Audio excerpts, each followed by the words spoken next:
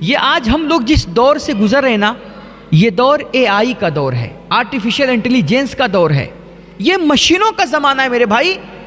آج ہماری زیادہ تر زندگی جو ہے نا، یہ مشینوں کے سہارے چل رہی ہے۔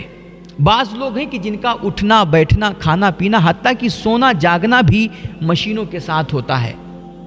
اور آج ہماری مارکیٹ میں ایسے ایسے روبوٹس آ چکے ہیں، لانچ ہو چکے ہیں کہ یار جنہوں نے انسانوں کی ضرورت کو ہی کم کر دیا ہے، وہ بالکل سیم انسانوں کی طرح کام کرتے ہیں۔ آپ نے سنا ہوگا ایک روبوٹ ہے صوفیہ نام کا، یہ دیکھنے میں بالکل عورت کی طرح دکھتا ہے، ایک دم اس کی بناوٹ عورتوں کی طرح ہے، اور یہ باقاعدہ ٹی وی چینلوں پہ بیٹھ کر کے آج انٹرویو دیتا ہے۔ اس سے آپ جو کچھ سوال کریں گے وہ آپ کے سوال کا جواب دے گا، آپ سے باقاعدہ ایک عورت کی طرح بات کرے گا۔ اور بتایا جاتا ہے کہ اسی 2025 میں ابھی ایک اور روبوٹ لانچ ہونے والا، ہو سکتا ہے ہو بھی چکا ہو۔ اس روبوٹ کی خاصیت کہہ رہے ہیں کہ وہ تو دیکھنے میں بالکل انسان کی طرح دکھے گا، اس کی ہائٹ، اس کا قد اور اس کی بناوٹ ساخت سب کچھ بالکل انسان کی طرح، یعنی کہ پہلی نظر اگر آپ اس کو دیکھیں نا تو پہلی نظر میں بھاپ بھی نہیں پائیں گے کہ یہ کوئی مشین روبوٹ ہے یا کوئی انسان ہے، آپ فرق نہیں کر پائیں گے۔ اور اس روبوٹ کی سب سے بڑی خاصیت یہ ہوگی کہ جو ہمارے آپ کے حواس خمسہ ہیں نا، چھونے کی صلاحیت، سونگھنے کی صلاحیت، سننے کی صلاحیت اور دیکھنے کی صلاحیت، چکھنے کی صلاحیت، یہ جو 5 حواس خمسہ ہیں انسانوں کی جو خصوصیت ہیں، یہ 5 حواس بھی اس کے اندر پائے جائیں گے۔ وہ چیزیں چھو کر کے بتا دے گا کہ یہ ٹھنڈی ہے یا گرم، وہ چیزیں چکھ کر کے بتا دے گا کہ یہ کھٹی ہے میٹھی ہے یا نمکین ہے، کیا ہے۔ وہ بالکل سیم انسانوں کی طرح ہوگا، انسانوں کی طرح کام کرے گا، انسانوں کی طرح بات چیت کرے گا۔ تو یہ زمانہ نا بہت آگے بڑھ چکا ہے، بڑی ترقی کر چکا ہے، اور ایسے ایسے مشینیں، ایسے ایسے روبوٹس لانچ ہو چکے، ہمارے مارکیٹ میں آ چکے ہیں کہ جنہوں نے آج انسانوں کی ضرورت کو کم کر دیا ہے، اور مشینیں انسان بن رہی ہیں اور انسان آج کا تقریباً وہ مشین بنتا جا رہا ہے۔ اور ہم مشینوں کی اس قدر عادی ہو چکے ہیں آج، اور ان مشینوں کے بیچ ایسے گھر چکے ہیں کہ یار ہم لوگ رات میں سوتے بھی ہیں نا تو موبائل اپنے تکیہ کے نیچے رکھ کر کے سوتے ہیں۔ بعض لوگ تو ٹوائلٹ بھی جاتے ہیں تو موبائل ساتھ لے کر کے جاتے ہیں، بغیر موبائل کے وہ ٹوائلٹ بھی نہیں جاتے ہیں۔ یار موبائل نے ٹوائلٹ تک کے قبضہ جما لیا ہے ہمارے۔ اور آپ دیکھیے کہ ہمارے بچے، ہم لوگ ہوتے ہیں نا جو دن بھر باہر کام کاج کرتے ہیں، رات میں جب شام کو گھر واپس آتے ہیں نا تو گھر میں بیوی بچے ہوتے ہیں، بھائی بہن ہوتے ہیں، بوڑھے ماں باپ ہوتے ہیں، یار ان کی کتنی تمنا ہوتی ہے، وہ ہمارا چہرہ تک رہے ہوتے ہیں بیٹھ کر کے کہ ہمارا بچہ ابھی مجھ سے بات کرے گا، ہم سے کلام کرے گا، ہمارا حال خیر پوچھے گا۔ لیکن ہم اور آپ ہوتے ہیں کہ یار ہمیں اپنے موبائل سے ہی فرصت نہیں ہوتی ہے، ہم واٹس ایپ فیس بک سے نہیں نکل پاتے ہیں، ہمیں چیٹنگ سے ہی فرصت نہیں ملتی بھائی۔ اور یار دیکھیے یہ زمانہ، ہم ان مشینوں کے بیچ رہتے رہتے کس طرح ہمارے خیالات، ہماری سوچ، ہمارے افکار اور ہماری نظریات بھی مشینی ہو گئے ہیں۔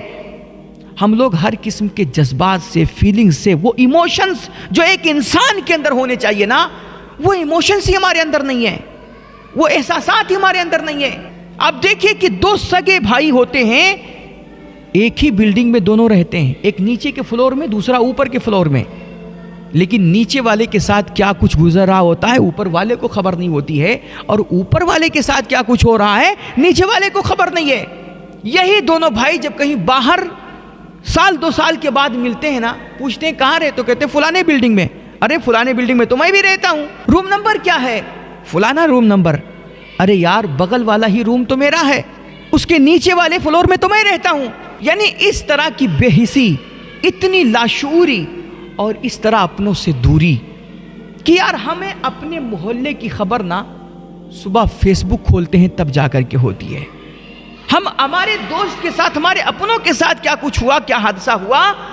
ہم یہ بھی نہ صبح اخبار پڑھ کر کے معلوم کرتے ہیں۔ تو آج جب دنیا تیزی کے ساتھ مادیت کی طرف بڑھتی جا رہی ہے میرے بھائی، بہت ضروری ہے کہ اس مادہ پرست دنیا میں مادیت کو چھوڑ کر کے ذرا کچھ اپنی روحانیت کی طرف بھی توجہ دی جائے، اپنے اندر احساس پیدا کیا جائے، شعور پیدا کیا جائے، اور دم توڑتی انسانیت کو ایک بار پھر سے زندہ کیا جائے۔ یار یہ دوریاں مٹاؤ، یہ نفرتیں ختم کرو، اور اپنوں کے دکھ سکھ کا احساس کرو، کچھ فیلنگز لاؤ۔ دیکھو اللہ رب العزت نے ہم لوگوں کو رمضان عطا کیا ہے. بعض لوگ سمجھتے ہیں کہ یہ رمضان آتا ہے صرف عبادتیں کرنے کے لیے، روزہ رکھنے کے لیے، تراویح پڑھنے کے لیے، تسبیح و تحمید کرنے کے لیے، صدقہ و خیرات کرنے کے لیے، راتوں میں تہجد پڑھنے کے لیے، سحری کرنے کے لیے. میرے بھائی ساری باتیں ٹھیک ہیں، لیکن رمضان یہ جو ہم لوگ سمجھ رہے ہیں نا کہ صرف عبادت کے لیے آیا ہے، یہ ایسا نہیں ہے. حقیقت میں اللہ رب العزت ہمیں آپ کو جو رمضان دیتا ہے نا، وہ صحیح معنوں میں باشعور باحث انسان بنانے کے لیے دیتا ہے. اللہ رب العزت یہ ہم پر اس نے جو روزے فرض کیے ہیں، کیوں فرض کیے بھائی؟ یہ کوئی خوراک بچاؤ آندولن ہے کیا کہ معاذ اللہ 11 مہینے ہم لوگوں نے رزق کھا کھا کر کے اللہ کے خزانے رحمت میں کمی کر دی ہے، تو اب اس کے ہاں بجٹ کم ہو گیا ہے، تو اس نے کہا ہے کہ بھئی 1 مہینہ روزہ رکھ لو، تھوڑا صبر کرو، جب بجٹ بن جائے گا تو ہم دوبارہ تم کو رزق چالو کریں گے، دینا شروع کریں گے، اور پھر تم لوگ کھانا پینا. ایسا ہے کیا معاذ اللہ؟ میرے بھائی اللہ کے خزانے رحمت میں کسی چیز کی کمی نہیں ہے، اور تمہارے گھر بھی نعمتوں سے بھرے ہوئے ہیں، کھانے پینے کے سارے سامان ہیں، تمام آشائشیں ہیں. لیکن اللہ رب العزت ارشاد فرماتا ہے کہ رمضان کے مہینے میں طلوع آفتاب سے لے کر کے غروب آفتاب تک تمہیں کھانے پینے اور تمام نفسانی خواہشات سے دور رہنا ہے. میرے مالک کیوں؟ اللہ ارشاد فرماتا ہے کیونکہ جب تم بھوکے رہو گے نا، رمضان میں روزہ رکھو گے، بھوک پیاس کاٹو گے، تو پھر میری دھرتی پہ بسنے والے میرے غریب بندے جو کئی دن گزر جاتا ہے انہیں ایک وقت کا بھی کھانا نصیب نہیں ہوتا ہے، تب تمہیں ان کی بھوک کا احساس ہوگا، ان کی پیاس کی شدت کا احساس ہوگا، تب تم ان کی مجبوریوں کا اندازہ، ان کے دکھ اور تکلیف کا تم اندازہ لگا پاؤ گے. اور جب تمہارے اندر دکھی انسانیت کے درد کا احساس پیدا ہوگا، تم ان کے درد اور تکلیف کو محسوس کر پاؤ گے، تب پھر تم صحیح معنوں میں انسان بنو گے. تب تمہارے اندر ایموشنز آئیں گے، جذبات آئیں گے، ہمدردی پیدا ہوگی، نرمی آئے گی تمہارے اندر، اور تب جا کر کے تم اللہ کی بارگاہ میں کوئی مقام اور رتبہ حاصل کر پاؤ گے. دیکھو حضور پاک علیہ الصلوۃ والتسلیم ارشاد فرماتے ہیں، مفہوم حدیث ہے کہ رمضان میں تم چاہے جتنی عبادتیں کرو. ہم لوگوں کا تصور یہی ہے نا کہ بھئی رمضان آئے گا، زیادہ سے زیادہ نیکیاں کریں گے، تراویح پڑھیں گے، روزہ رکھیں گے، تلاوت قرآن کریں گے، اور زیادہ سے زیادہ عبادتیں کر کے ہم خوب ثواب حاصل کریں گے، اجر کمائیں گے اور جنت اپنے نام کر لیں گے. لیکن اللہ کے نبی علیہ الصلوۃ والتسلیم ارشاد فرماتے ہیں، مفہوم حدیث ہے کہ تم رمضان میں جتنی چاہو نیکیاں کر لو، جتنی چاہو نمازیں پڑھ لو، جتنے چاہو تراویح پڑھ لو، اور راتوں رات جگ کر کے تم چاہے جتنے نفل پڑھو، تہجد پڑھو، تسبیح و تحمید کرو، صدقہ و خیرات کرو، کچھ بھی کرو، لیکن تمہاری یہ نیکیاں، تمہارے یہ اعمال سب جا کر کے آسمان میں معلق ہو جائیں گے، اور اللہ کی بارگاہ میں تمہاری یہ نیکیاں، عبادتیں اس وقت تک قبول نہیں ہوں گی جب تک تم عید کی نماز سے پہلے صدقہ فطر ادا نہیں کر دو گے. میرے مالک ہم نے عبادتیں کر لی ہیں، نیکیاں کر لی ہیں، روزہ نماز سب کچھ کر لیا ہے، تیرا حکم تھا ہم نے کر لیا، اب قبول کیوں نہیں ہو رہی ہے؟ یہ صدقہ فطر کا حکم کیوں دیا جا رہا ہے؟ تو گویا بارگاہ عزت سے جواب ملتا ہے کہ دیکھو تم نے روزے رکھے نا، تم نے بھوک پیاس تو کاٹی ہے، تمہیں اندازہ ہو گیا ہے کہ یار 4 سے 5-6 گھنٹے تک اگر انسان کو کھانا نہ ملے تو اس کو کتنی تکلیف محسوس ہوتی ہے. اگر پینے کے لیے صاف ستھرا پانی نہ ملے تو زبان کیسی سوکھ جاتی ہے، انسان کے اندر کمزوری اور ناقاہت آ جاتی، وہ اندر سے بے چین ہو جایا کرتا ہے. اور دیکھو عید آ رہی ہے، عید میں تم اپنے لیے جامع جوڑا خریدو گے، اپنے زیب و زینت کے لیے تمام سامان مہیا کرو گے، اپنے بچوں کو کپڑے لا کر کے دو گے، جوتے لا کر کے دو گے، نئی نئی چیزیں لا کر کے دو گے. لیکن میری اسی دھرتی پر میرے کچھ غریب بندے ہیں جن کو کئی دن گزر جاتے ہیں، ایک وقت کا بھی کھانا نہیں ملتا ہے، ان کے پاس پینے کے لیے صاف ستھرا پانی نہیں ہے. اور بہت سارے ہمارے ایسے غریب بندے ہیں کہ جن کے پاس عید میں پہننے کے لیے نیا کیا کوئی عام سا کپڑا بھی نہیں ہوگا،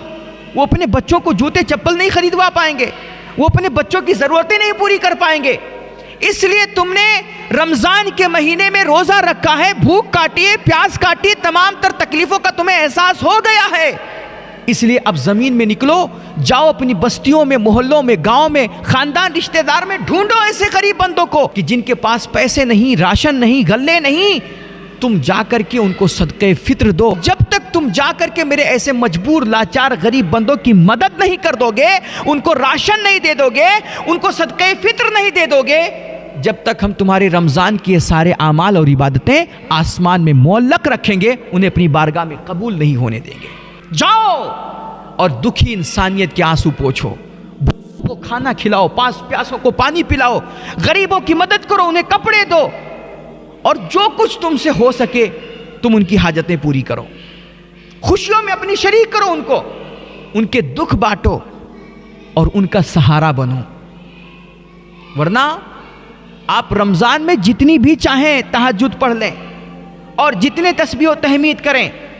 جائیں عمرے پہ بھی چلے جائیں، لیکن میرے بھائی اگر آپ کے اندر انسانیت کا درد نہیں ہے، اپنے اگل بگل بسنے والے غریبوں، لاچاروں، مجبوروں کی تکلیف کا احساس نہیں ہے، اور اپنی فیملی، اپنی بیوی بچے، ماں باپ، بھائی بہن، خاندان، رشتہ دار کے لوگوں کا تمہیں خیال نہیں ہے، تو پھر تم سالوں سال رکھا کرو روزے اور پڑھا کرو نمازیں، کرو راتوں رات تہجد ادا کرو،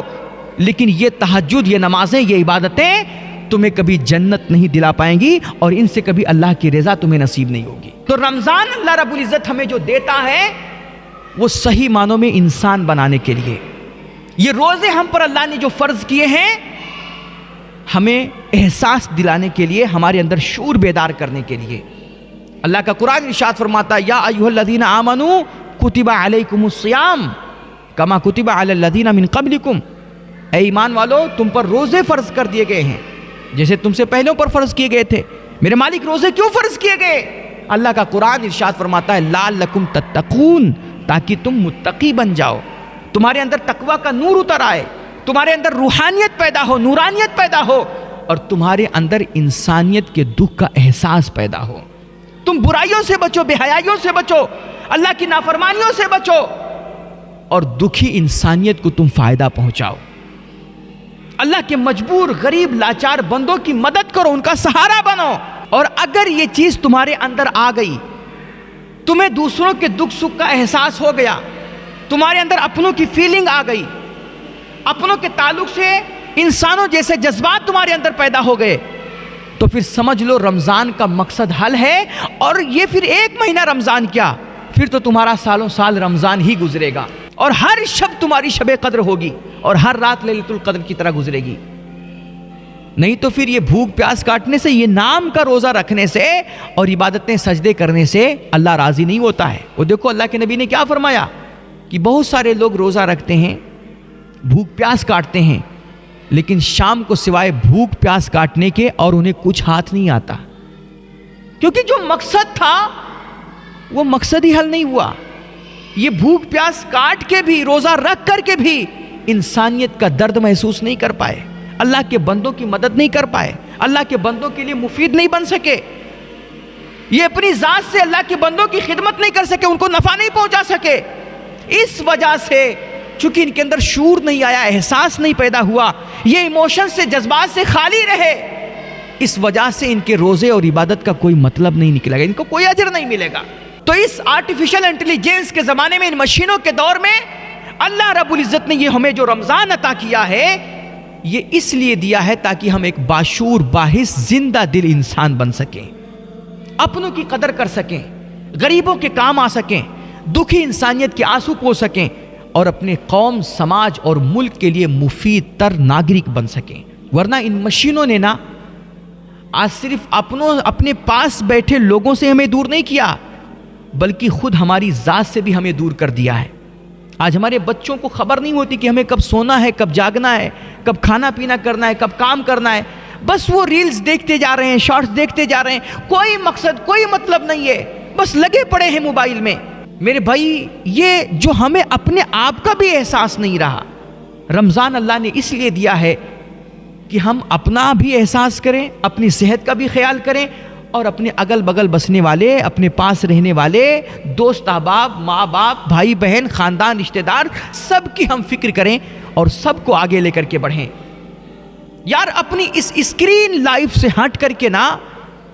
کچھ اپنی اسپریچول لائف پر بھی توجہ دیں۔ اللہ ہم سب کو عمل کی توفیق بخشے اور صحیح معنوں میں اس آنے والے رمضان کی، اس کے تمام تر لمحات کی زیادہ قدر کرنے کی توفیق عطا فرمائے۔